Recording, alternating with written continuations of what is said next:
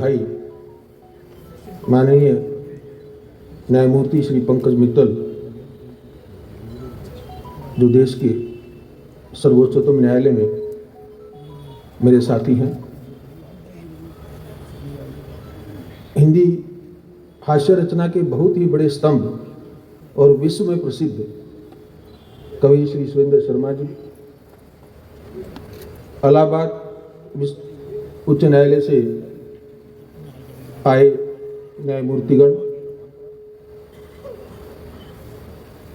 इटावा हिंदी सेवा निधि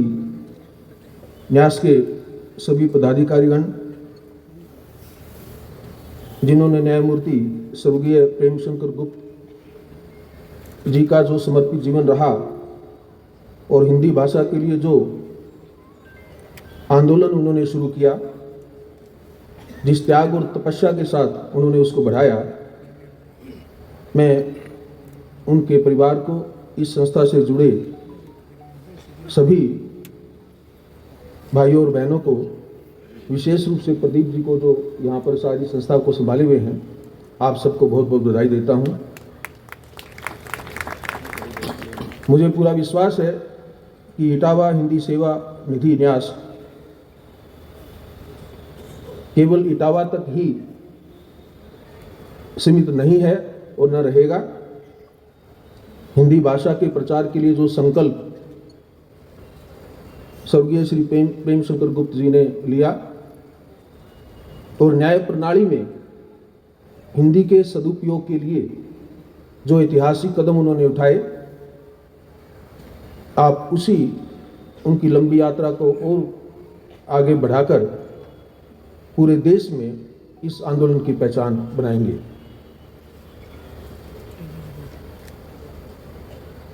मैं जो जानने की प्रयास किया तो देखा कि स्वर्गीय प्रेमशंकर गुप्त जी ने 15 साल तक इलाहाबाद उच्च न्यायालय में न्यायाधीश के पद पर गरिमा प्राप्त की और 4000 से अधिक उन्होंने फैसले हिंदी भाषा में लिखे। मेरे हिसाब से हिंदी के लिए इससे बड़ी कोई सेवा और समर्पण नहीं हो सकता।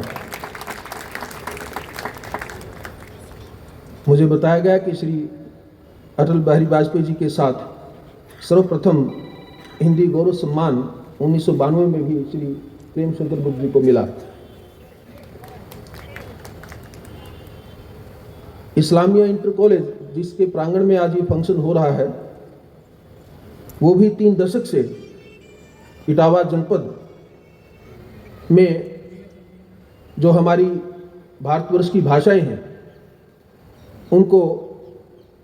प्रचलित बढ़ाने और उनको आम जनता की रोजमर्रा की जिंदगी का एक अभिन्न हिस्सा बनाने के लिए एक समर्पित स्थान है। और इस बात का एक बड़ा गर्व महसूस हम सब करते हैं कि न केवल बशीर बद्र साहब देश के जाने माने विद्वान पूर्व राष्ट्रपति डॉक्टर जाकिर हुसैन भी यहाँ के विद्यार्थी रहे। मुझे बताया गया कि शायद एक मुगल आजम फिल्म के जो निर्देशक थे जनाब आसिफ साहब भी यहाँ से जुड़े रहे। जिस कॉलेज का इतना स्वर्णमयी इतिहास है और जहाँ से ऐसे से रचनात्मक विश्व प्रसिद्ध व्यक्तित्व पढ़कर गए हैं, मुझे आशा है और पूरा विश्वास है कि ये कॉलेज भी अपनी सेवाएं निरंतर इसी भाव से समाज को समर्पित करता रहेगा। मेरी शुभकामनाएं इस कॉलेज की, संस्था की, मैनेजमेंट के साथ जो लोग इससे जुड़े हुए हैं, उन सबको मैं इस बात के लिए बधाई देता हूं। इटावा को गंगदेव की नगरी प्राचीन काल से जाना जाता है। गंग अकबर जी के समय में एक बहुत अक्खड़ कवि के रूप में माने जाते थे और देव रीति काल के सशक्त ब्रज भाषा के हिंदी हस्ताक्षर के रूप में जाने गए। तो 2 महान हस्तियों के नाम को मिलाकर गंगदेव की नगरी के रूप में इटावा जाना गया। तो स्वाभाविक है कि इटावा की मिट्टी में, इटावा की हवा में इटावा की पृष्ठभूमि में साहित्य, संगीत, रचना, कला सब कुछ जुड़े हुए हैं। इसलिए इटावा में ये कोई छोटी बात नहीं, ये अपने आप में कि इटावा एक संस्कृति की राजधानी के रूप में उभर कर आता है। और इटावा वासी इस यज्ञ में, इस आंदोलन में, इस संकल्प में आप सब आगे बढ़ें और देश के बाकी जागरूक भाई और बहन आपसे इसमें जुड़े और आपके सहयोग में आपके साथ आए। मैं ऐसी कामना सभी से आपके लिए करूंगा। कानून की परीक्षाएं, कानून की प्रैक्टिस और न्यायाधीश बनने के साथ साहित्य से थोड़ा सा जुड़ाव कम हो जाता है। अदालती माहौल ऐसा है कि कोर्ट्स में काम बहुत ज़्यादा होता है, तो अक्सर जो लोग कविता से, साहित्य से जुड़े हुए हैं,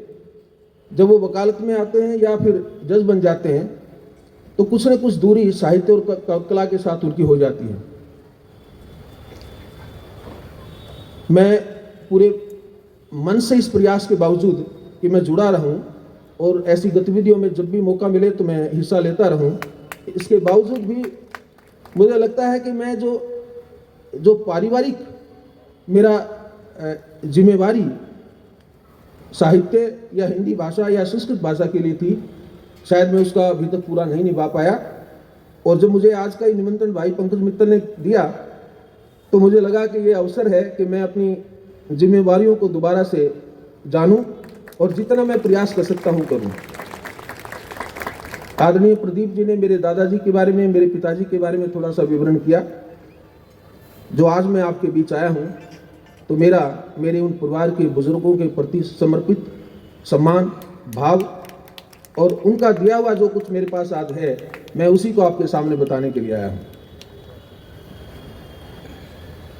मैं जब प्रैक्टिस में था तो भाग्यशाली था कि मेरा कम उम्र में मेरे पास प्रैक्टिस की मैं एक सफल वकीलों में गिना गया। तो हमारे कॉलेज के समय के एक साहित्यकार दोस्त थे, हम उनके साथ कभी आदान प्रदान करते थे, वो भी लिखते थे, मैं भी थोड़ा बहुत लिखने का प्रयास करता था।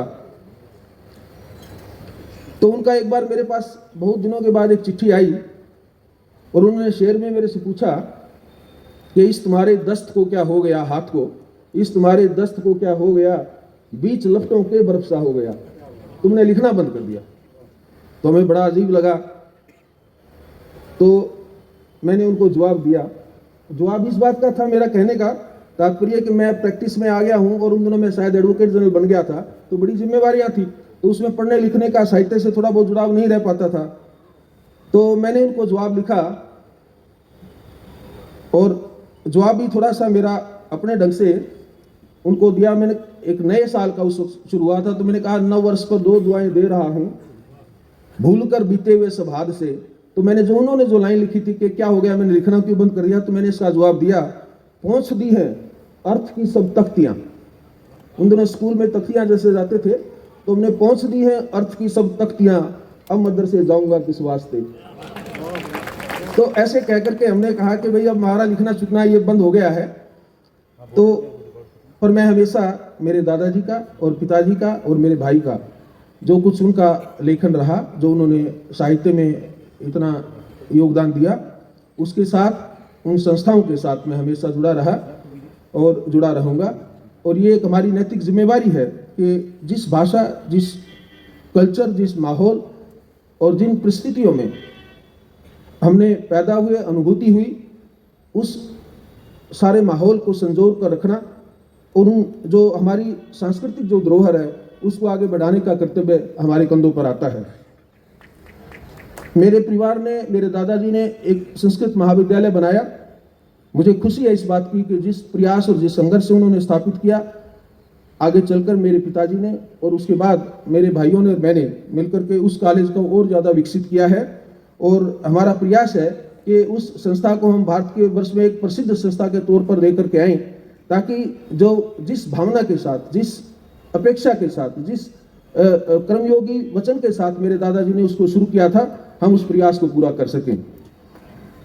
ऐसी ही संस्थाओं को, जैसे इटावा हिंदी सेवा निधि न्यास है, या देश में जहाँ पर भी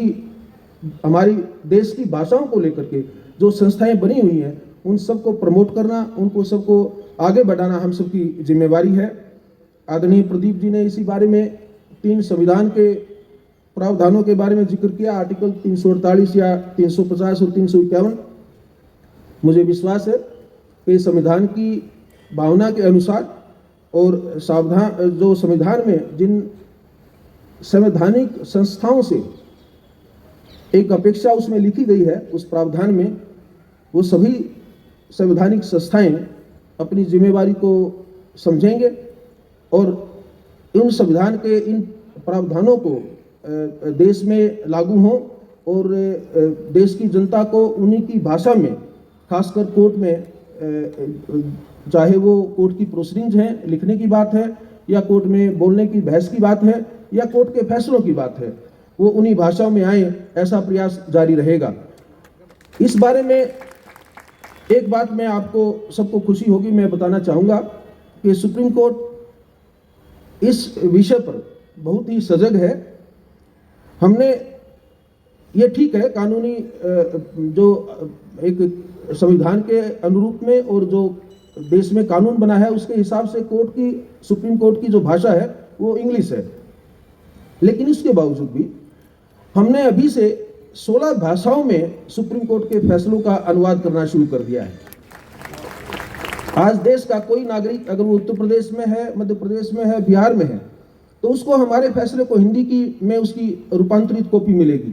हमारा कोई जो, अगर कोई व्यक्ति तमिलनाडु में है तो उसको तमिल में मिलेगा, अगर कोई कन्नड़ है तो उसको कन्नड़ भाषा में मिलेगा। और हमारा प्रयास है कि देश की जितनी भी भाषाएं हैं जिनको संविधान में या कानून में माना गया है, उन सभी भाषाओं में सुप्रीम कोर्ट के फैसले, सुप्रीम कोर्ट की सारी प्रोसीडिंग्स और सुप्रीम कोर्ट का जो रोजाना का जो दिनचर्या का जो कार्यवाही है, उसका उन्हीं भाषाओं में, सरल भाषाओं में आम आदमी तक वो पहुंचे, ऐसा हमारा प्रयास इसमें जारी रहेगा। और कुछ भी इसमें करना होगा। आज की आप सब जानते हैं, टेक्नोलॉजी इसमें बहुत हमारा सहयोग देती है, और जो एआई वगैरह का जो एक नया टेक्नोलॉजी के जो आया है हमारे पास,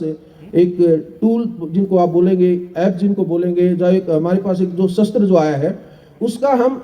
कंस्ट्रक्टिव यूज करने के लिए, उसका सदुपयोग करने के लिए उसको इस ढंग से करेंगे कि ताकि आम आदमी की भाषा में कानून की सारी प्रक्रिया बता दी जाए और आम आदमी ये महसूस करे कि कोर्ट की प्रोसीडिंग में, सुप्रीम कोर्ट से लेकर के डिस्ट्रिक्ट कोर्ट तक कचहरी में जो कुछ कार्य जो चलता है उसमें वो हिस्सेदार है, जैसे वो भागीदार बैठा है, उसको ऐसा महसूस करवाना, ये हमारी जिम्मेवारी है और इसमें हमारा प्रयास जारी रहेगा।